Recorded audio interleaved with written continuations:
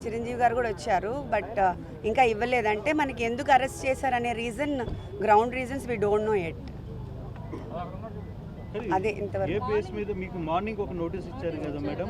మిమ్మల్ని వాళ్ళని అరెస్ట్ చేస్తున్నాం Notice only sections mentioned, అంతే not the grounds of arrest and what cause మీరు he was arrested. అవన్నీ ఏం లేవు. మీరు లోపలికి వెళ్ళారు కదా స్టేషన్ లో అడగలేదా? ఇప్పుడు అడిగాం కదా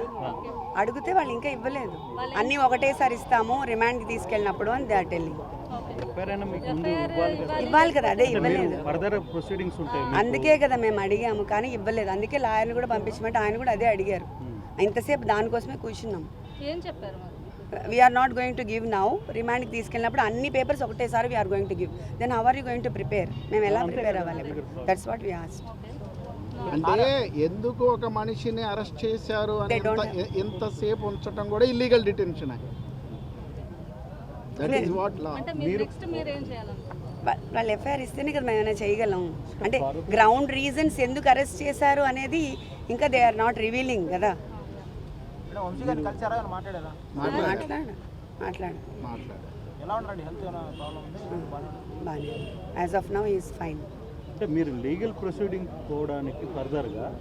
మీకు ఇప్పుడు without FIR you can't go we can't go so మరి 1 డే అయిపోతుంది ఆల్మోస్ట్ ఆల్ మీరు లీగల్ ఇప్పుడు కాసేపట్లో మెజిస్ట్రేట్ ముందు హాజరు చేస్తారు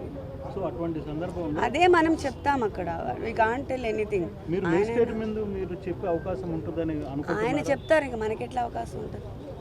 ఇప్పుడు మనకి ఎఫ్ఐఆర్ఏ ఇవ్వనప్పుడు సర్వ్ చేయనప్పుడు బట్ మన చేతులు ఏముండదు కదా we can't I mean proceed further so overall episode ఎట్లా అనిపిస్తుంది ఎపిసోడ్ నేను పొద్దున్న నుంచి చెప్పాను